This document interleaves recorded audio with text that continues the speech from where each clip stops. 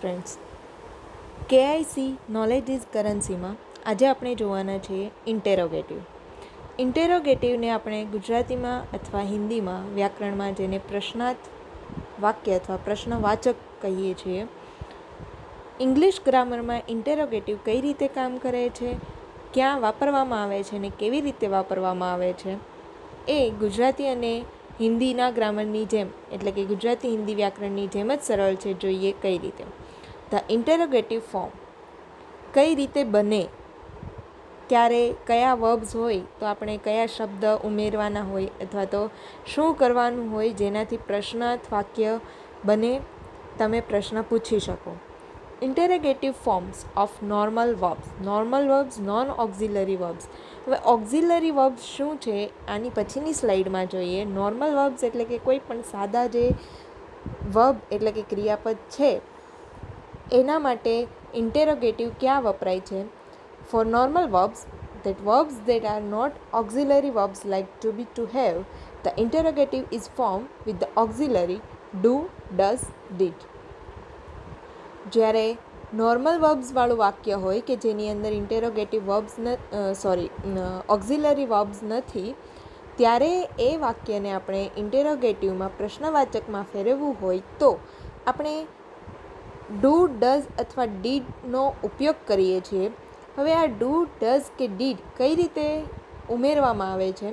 After do, does or did the main verb is use in the infinitive form. Infinitive form એટલે without two, એનું મૂળ રૂપ. Infinitive form એટલે કે મૂળ રૂપ, જેમાં કોઈ જ પ્રકારનું આગળ પાછળ કંઈ જ ઉમેરવામાં નહીં આવ્યું હોય, પરંતુ જે વર્બ જે ફોર્મમાં છે એ બેઠા ફોર્મમાં મૂકેલું હોય. અહીંયા કેટલાક એક્ઝામ્પલ્સ છે. જો first example, you speak Gujarati. તમે ગુજરાતી બોલો છો. એક સાદું વાક્ય છે, યુ સ્પીક ગુજરાતી. જો એને ઇન્ટેરોગેટિવમાં ફેરવવું હોય તો યુ સ્પીક, સ્પીક એટલે એક નોર્મલ વર્બ થયું. તો હવે નોર્મલ વર્બ છે તો એને ઇન્ટેરોગેટિવમાં ફેરવવું હોય તો કઈ રીતે ફેરવશું આપણે. તો ડુ યુ સ્પીક ગુજરાતી. શું તમે ગુજરાતી બોલો છો. અહીંયા આપણે ડુ ઉમેર્યું છે. કેમ ડુ ઉમેર્યું છે, કેમ ડઝ કે ડીડ નથી ઉમેર્યું, એના માટેના કેટલાક નિયમો છે. એ નિયમો જે કાળના આધારે હોય છે અને પુરુષના આધારે હોય છે. પ્રથમ પુરુષ, દ્વિતીય પુરુષ અને તૃતીય પુરુષના આધારે જે ત્રણેય નિયમ સમજાય અને ત્રણેય પ્રકારના ઉદાહરણ મેં અહીંયા લીધેલા છે. અહીં યુ એ બીજો પુરુષ હોવાથી આપણે ડુ લીધેલું છે. જ્યારે નીચેના વાક્યમાં જુઓ, જય લીવ ઇન અહેમદાબાદ. જય અહેમદાબાદમાં રહે છે, અમદાવાદમાં રહે છે. તો એને પ્રશ્નાર્થ વાક્ય ઇન્ટેરોગેટિવ બનાવવા માટે ડઝ જય લીવ ઇન અહેમદાબાદ. શું જય અહેમદાબાદમાં રહે છે, અમદાવાદમાં રહે છે. અહીંયા આપણે ડઝ વાપરેલું છે. વર્તમાન કાળની અંદર જ્યારે પ્રશ્નાર્થ વાક્ય પૂછવાના હોય ત્યારે ત્રીજા પુરુષની અંદર, ત્રીજો પુરુષ તમને ખબર છે હી, શી કે ઇટ. કોઈ પુરુષ હોય, કોઈ સ્ત્રી હોય કે કોઈ અન્ય વસ્તુ, પશુ પક્ષી હોય, ત્યારે આપણે જે વર્બ છે તેની પાછળ એસ કે ઈએસ લગાવીએ છીએ અને પ્રશ્નાર્થ વાક્ય જ્યારે હોય ત્યારે ત્યાં ડઝ લગાવીએ છીએ. ડુ નથી વાપરતા. અને ઉપરના ઉદાહરણમાં જુઓ, દ્વિતીય પુરુષ છે એટલે કે યુ છે, તો યુ સાથે આપણે માત્ર ડુ લખેલું છે. એની પછી છે third sentence, Riya visit fort in Delhi. રિયાએ દિલ્હીમાં કિલ્લાની મુલાકાત લીધી. હવે એને પ્રશ્નાર્થ પૂછવાનું છે. તો આ એક એવું વાક્ય છે કે જે પૂછે છે કે શું તેણે મુલાકાત લીધી, એટલે કે લઈ લીધી. આ થોડું ભૂતકાળ તરફ જાય છે એટલા માટે અહીંયા આપણે ડીડ વાપરેલું છે. Did Riya visit fort in Delhi. શું રિયાએ દિલ્હીની અંદર કિલ્લાની મુલાકાત લીધી. થોડું ભૂતકાળ સ્વરૂપે જાય છે, વર્તમાનમાં નથી જતું, એટલા માટે અહીંયા આપણે ડીડ વાપરેલું છે. આ થયું નોર્મલ વર્બ્સ માટે. હવે જો ઓક્ઝિલરી વર્બ્સ હોય, ઓક્ઝિલરી વર્બ્સ ક્યાં ક્યાં છે. તો ઓક્ઝિલરી વર્બ્સની અંદર be, do, have, will, shall, would, should, can, could, might, must, આ બધા જ જે છે એ ઓક્ઝિલરી વર્બ્સ છે, જો આ ઓક્ઝિલરી વર્બ્સ વપરાયા હોય તો આપણે શું કરવાનું? તો એને ઇન્ટેરોગેટિવમાં ફોર્મમાં જ્યારે ફેરવવું હોય ત્યારે without auxiliary verbs do does did એટલે કે ડુ ડઝ ડીડને યુઝ કરવાની કોઈ જરૂર નથી. If the verb is an auxiliary verb, for example to be, to have, ક્યાં ઓક્ઝિલરી વર્બ છે તે અહીંયા નીચે આપણને મેં આપેલું છે. તો ઇન્ટેરોગેટિવ ફોર્મમાં ફેરવવા માટે ડુ ડઝ કે ડીડનો ઉપયોગ કરવાની જરૂર નથી. તો હવે જો ડુ ડઝ કે ડીડ નહીં વાપરવાનું હોય તો એને કઈ રીતે ફેરવવાનું? કે the interrogative sentence is form by inverting એટલે ચેન્જ કરવાનું, changing the position the first auxiliary verb. First auxiliary verb એટલે is, am, are, can, should, would, shall, have, will, be, do, આ બધા જ જે છે ઓક્ઝિલરી વર્બ્સ એ કોઈ બી આપેલા હોય સેન્ટેન્સની અંદર તો એને માત્ર ઇન્વર્ટ કરવાનું છે. ઇન્વર્ટ કરવાનું છે એટલે કઈ રીતે ઇન્વર્ટ કરવાનું છે? નીચે એક્ઝામ્પલમાં જુઓ. ફર્સ્ટ છે મનન ઇઝ લકી, મનન ભાગ્યશાળી છે. મનન ઇઝ લકી, મનન ભાગ્યશાળી છે. તો હવે એને પ્રશ્નાર્થમાં ફેરવવા માટે જે ઇઝ છે એ નાઉન પછી હતું, એના બદલે આપણે એને ઇન્વર્ટ કરશું, એને ચેન્જ કરશું પોઝિશનમાં અને સ્ટાર્ટિંગમાં લઈ આવશું. ઇઝ મનન લકી, શું મનન લકી છે? તો અહીંયા જુઓ તમે, આપણે અહીં ઇઝને ઇન્વર્ટ કરીને એની પોઝિશન ચેન્જ કરી છે અને સ્ટાર્ટિંગમાં લઈ આવે છે. સેકન્ડ સેન્ટેન્સ જો, યુ કેન સ્વિમ, તમે તરી શકો છો. કેન યુ સ્વિમ, શું તમે તરી શકો છો? કેન છે એને ઇન્વર્ટ કરીને સ્ટાર્ટિંગ પોઝિશનમાં લાવીને પાછળ ક્વેશ્ચન માર્ક મૂકેલો છે. ઇન્ટેરોગેટિવ સેન્ટેન્સ જ્યારે બી બનાવવાનું હોય ત્યારે પાછળ ક્વેશ્ચન માર્ક મૂકવાનું ભૂલવું જોઈએ નહીં. હવે ક્વેશ્ચન ટેગ્સ, કઈ રીતે ક્વેશ્ચન ટેગ્સ આપણે લગાવીએ છીએ? ક્વેશ્ચન ટેગ્સ એટલે કે ક્વેશ્ચન જે બનાવવો છે એ કઈ રીતે બનાવવામાં આવે છે? Turns a statements into question. Question tag એટલે શું? તો જેમ આપણે આગળની સ્લાઇડ્સમાં જોઈ ગયા કે ડુ એડ કરેલું છે, યા તો ડઝ એડ કરેલું છે, યા તો ડીડ છે, અને જો ઓક્ઝિલરી વર્બ હોય તો ઇન્વર્ટ કરેલું છે. ઓકે, તો આવું બધું જે કંઈ પણ આપણે એડિશન કરીએ છીએ એ બધાને ક્વેશ્ચન ટેગ્સ કહેવાય, કે જે નોર્મલ સ્ટેટમેન્ટ છે એને ક્વેશ્ચન માર્કમાં અથવા ક્વેશ્ચનની અંદર ચેન્જ કરે છે, ઇન્ટરોગેટિવ સેન્ટેન્સની અંદર ચેન્જ કરે છે. We usually use them for checking information that we think we know is true or for asking for confirmation that we have heard something correctly. એટલે કે આપણે કોઈ પણ વાક્ય જે સાંભળ્યું છે અથવા તો કોઈ પણ ઇન્ફોર્મેશન છે આપણી પાસે એ ચેક કરવા માટે કે જે આ ઇન્ફોર્મેશન છે એ સાચી છે.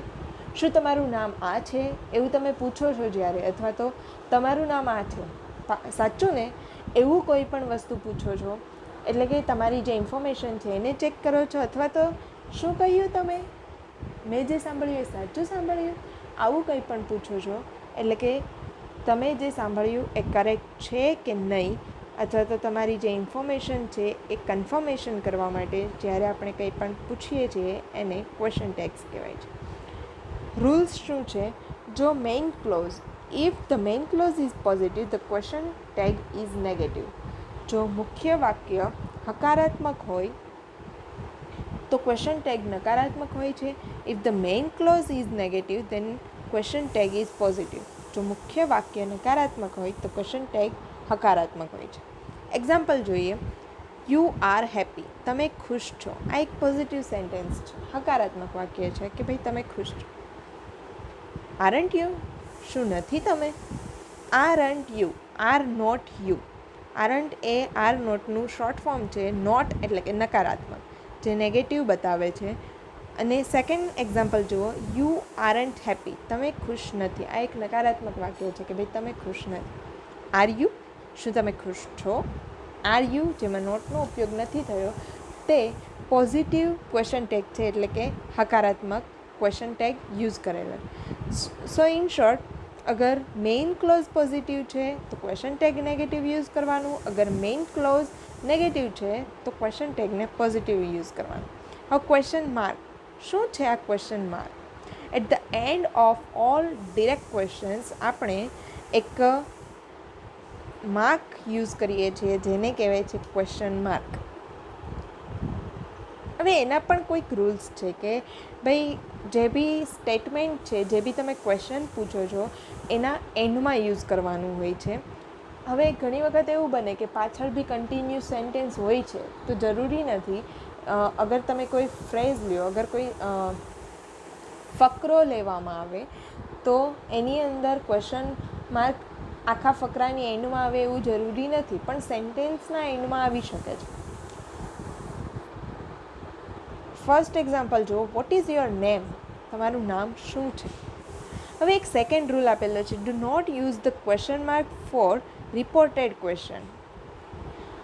તમને કોઈએ પ્રશ્ન પૂછ્યો છે, આ વાત તમે કોઈ અન્ય વ્યક્તિને કહો છો કે ભાઈ આ વ્યક્તિએ મને આવો પ્રશ્ન પૂછેલો, આજે મારા સરે મને આવું પૂછેલું, આજે મારા મેમે મને આવું પૂછેલું, એવું તમે ઘણી વખત ઘરે કહેતા હોવ છો. તો આ એક રિપોર્ટ આપતા હોવ છો તમે. તો આ રિપોર્ટ આપવા સમયે ક્વેશ્ચન માર્ક આવતો નથી. અહીંયા જુઓ example, he ask me vote my name was. એણે મને એવું પૂછ્યું કે મારું નામ શું છે. તો એક પ્રશ્ન એમણે એવો પૂછેલો કે વોટ ઇઝ યોર નેમ. આ પ્રશ્ન તમને પૂછેલો એ તમે કોઈ અન્ય વ્યક્તિને કહો છો કે ભાઈ મને આવો પ્રશ્ન પૂછવામાં આવેલો કે મારું નામ શું છે. તો આ એક રિપોર્ટ છે. આ ખરેખર કોઈ પ્રશ્ન નથી, પરંતુ આવો પ્રશ્ન પૂછેલો એ વાતનો રિપોર્ટ છે. તો અહીં આપણે ક્વેશ્ચન માર્કને યુઝ કરતા નથી. Interrogative pronounce. હવે એક ક્વેશ્ચન પૂછવા માટે આપણે એ જોઈ લીધું કે ભાઈ નોર્મલ વર્બ હોય તો આપણે ઓક્ઝિલરી વર્બ્સનો યુઝ કરીએ છીએ, ડુ, ડઝ ઓર ડીડ. અગર ઓક્ઝિલરી વર્બ્સ પહેલેથી છે તો એને ઇન્વર્ટ કરીએ છીએ. પણ ઘણી વખત આપણે ક્વેશ્ચન્સ છે, ફોર એક્ઝામ્પલ આપણે આગળની સ્લાઇડમાં જોઈ ગયા વોટ ઇઝ યોર નેમ. આવી રીતના કોઈ ક્વેશ્ચન્સ છે તો એની અંદર ઇન્ટરોગેટિવ પ્રોનાઉન્સ યુઝ કરેલા હોય છે. Interrogative pronouns assist in forming questions form કરવા માટે એ આપણને આ જે 5 ઇન્ટરોગેટિવ પ્રોનાઉન્સ છે એ આસિસ્ટ કરે છે. માત્ર આ 5 નથી, પણ અહીંયા આપણે 5 લીધા છે. There are 5 interrogative pronouns. Each one is used to ask a specific question. 5 interrogative pronounce છે જેમાંથી દરેકનો ઉપયોગ અલગ અલગ થાય છે. કયા કયા ઉપયોગ થાય છે? વોટ એટલે કે શું રિલેટેડ સવાલ પૂછવા માટે વોટનો ઉપયોગ થાય છે. વિચ એટલે કે કયું. હુ કોણ. હુમ કોનું. હુઝ કોનું.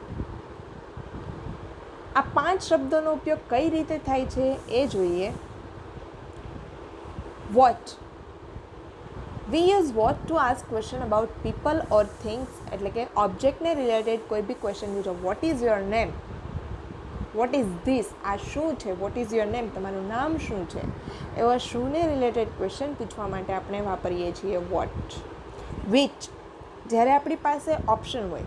Use to ask question about people or things, એટલે કે ઓબ્જેક્ટની વિશે પૂછવા માટે van a choice between 2 or more option is given. જ્યારે આપણી પાસે ઓપ્શન હોય, 2 ઓપ્શન હોય કે 2 કરતાં વધારે ઓપ્શન હોય, ચોઇસીસ હોય, તો તમે આમાંથી શું પ્રિફર કરશો. તમને આમાંથી શું ગમે છે, તમે આમાંથી કયું કરવાના છો, અથવા આમાંથી કેટલામાંથી આ છે. તો આવી રીતે કોઈ બી ચોઇસીસ હોય, બહુ બધા ઓપ્શન્સ હોય, ત્યારે પૂછવા માટે વિચ શબ્દ વપરાય છે. Which colour do you prefer, red or blue, કયો કલર તમે પસંદ કરશો, લાલ કે ભૂરો. તો આ જે વિચ છે એ ચોઇસીસ અથવા તો ઓપ્શનમાંથી પૂછવા માટે યુઝ થાય છે. હુ, WHO એટલે વુ નહીં બોલાય, એને હુ બોલાશે. Who is use to ask question about people. Who is he, આ કોણ છે, અથવા તે હી એટલે તે કોણ છે. હુ ઇઝ શી, તેણી કોણ છે. હુ ઇઝ એ કોઈ પણ વ્યક્તિને પૂછવા માટે કે ભાઈ કોને જોઈએ છે અથવા કોણ છે, આવી રીતે પૂછવા માટે. હુ વોન્ટ્સ આઈસ્ક્રીમ. અહીંયા એક્ઝામ્પલ જુઓ. હુ વોન્ટ્સ આઈસ્ક્રીમ, આઈસ્ક્રીમ કોને જોઈએ છે. તો અહીંયા હુ એટલે વ્યક્તિ માટે વપરાય છે.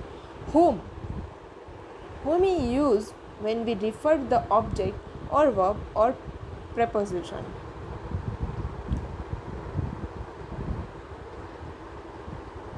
અહીંયા એક્ઝામ્પલ જુઓ, whom ક્યારે વપરાય છે, તો કે ભાઈ આપણે કોઈ ઓબ્જેક્ટની વાત કરતા હોઈએ, કોઈ વર્બની વાત કરતા અથવા તો પ્રેપોઝિશનની વાત કરતા હોઈએ ત્યારે આપણે whom વાપરીએ છીએ કે ભાઈ કોનું, કોની, એવી રીતે. જોઈએ કઈ રીતે. whom did you talk to at the meeting? Example છે, whom did you talk to at the meeting? તમે મીટિંગની અંદર તમે કોની સાથે વાત કરી? તો અહીંયા પર્સનની વાત થાય છે. ઓબ્જેક્ટ જે છે એ પર્સન છે કે ભાઈ મીટિંગની અંદર ઓબ્વિયસલી પર્સનની મીટિંગ હોવાની, કોઈ વર્બની કે પ્રેપોઝિશનની મીટિંગ નહીં હોય છે. તો whom did you talk to at the meeting? તમે મીટિંગમાં કોની સાથે વાત કરી? નાવ whose. whose એટલે માલિકી દર્શાવવા માટે કે ભાઈ કોનું છે. આગળ whom એ પણ કોનું, કોની, પણ એ ક્યારે કોની સાથે, કોનું એ સાથેવાળું છે ને અહીંયા માલિકીવાળું છે કે ભાઈ આ કોનું છે, આ ડ્રેસ કોનો છે, આ પેન્સિલ કોની છે, આ ચોકલેટ કોની છે, આ એવી રીતે કોઈ માલિકીવાળો ક્વેશ્ચન હોય, પોઝેશનવાળો ક્વેશ્ચન હોય ત્યારે આપણે whose વાપરીએ. whose is use to ask question about possession. કોનું છે, કોની માલિકીનું છે. whose keys are these? આ ચાવી કોની છે? whose keys are these? ચાવી કોની છે? આવી રીતે માલિકી દર્શાવવા માટે આપણે whoseનો ઉપયોગ કરીએ છીએ. તો અહીંયા 5 ઇન્ટેરોગેટિવ પ્રોનાઉન્સનો યુઝ અલગ અલગ રીતે આવી રીતે થાય છે. હવે ઇન્ટેરોગેટિવ એડવર્બ્સ. ઇન્ટેરોગેટિવ એડવર્બ્સની અંદર વાય, વેર, હાઉ, વેન આ ચારનો આપણે ઉપયોગ ક્યારે અને કઈ રીતે થાય છે એ જોઈએ. They are usually placed at the beginning of a question. આ ચારનો ઉપયોગ જ્યારે ક્વેશ્ચનની અંદર એકદમ બિગિનિંગ એટલે કે સ્ટાર્ટિંગમાં થાય છે. જ્યારે ઇન્ટેરોગેશન કરવાનું હોય, ઇન્ટેરોગેટિવ સેન્ટેન્સ બનાવવાનું હોય ત્યારે ઇન્ટેરોગેટિવ પ્રોનાઉન અથવા તો ઇન્ટેરોગેટિવ એડવર્બ્સનો જે યુઝ છે એ ક્વેશ્ચનના સ્ટાર્ટિંગમાં જ થાય છે. વાય, વેર, હાઉ અને વેન એ ચારેયનો ઉપયોગ પણ અલગ અલગ રીતે અલગ અલગ પ્રશ્ન પૂછવા માટે થાય છે. જેમ ઇન્ટેરોગેટિવ પ્રોનાઉનનો 5નો યુઝ અલગ અલગ રીતે થાય છે, તે જ રીતે એડવર્બમાં પણ ચારેનો યુઝ અલગ અલગ રીતે થાય છે. Why are you so late? શા માટે તમે બહુ મોડા છો? વાય, શા માટે? Why are you so late? શા માટે તમે બહુ મોડા છો? Where is my passport? મારો પાસપોર્ટ ક્યાં છે? શા માટે? વાય, શા માટે? વેર, ક્યાં? How are you? તમે કેમ છો? હાઉ, કેમ, કઈ રીતે, બંને રીતે યુઝ થાય. અને હાઉ મચ, કેટલું, માપદંડ, આ માટે પણ યુઝ થાય. સો હાઉનો યુઝ એડવર્બ અને એડજેક્ટિવ બંને સ્વરૂપે થશે. હાઉ મચ એ એડજેક્ટિવ સ્વરૂપે થશે. When does the train arrive? Train ક્યારે આવશે? વેન, ક્યારે, સમય બતાવે છે. તો ઇન્ટેરોગેટિવ એડવર્બ્સમાં પણ ચારે અલગ અલગ રીતે વપરાય છે. ઇન્ટેરોગેશન અથવા ઇન્ટેરોગેટિવ્સ કઈ રીતે બને છે? સામાન્ય સેન્ટેન્સ, એક નોર્મલ સેન્ટેન્સમાંથી કઈ રીતે ક્વેશ્ચન્સ બનાવવામાં આવે છે, question tags, question mark, interrogative pronouns, interrogative adverbs, આ બધું સમજાયું હશે તમને. કઈ રીતે ઓક્ઝિલરી વર્બ્સ હોય તો ઇન્વર્ટ કરવાનું, નોન ઓક્ઝિલરી વર્બ્સ એટલે કે નોર્મલ વર્બ્સ હોય તો ઓક્ઝિલરી વર્બ્સ એડ કરવાના, ક્યારે ડુ એડ કરવાનું, ક્યારે ડઝ, ક્યારે ડીડ, આ બધું સમજાયું હશે તેવી આશા રાખું છું. Thank you.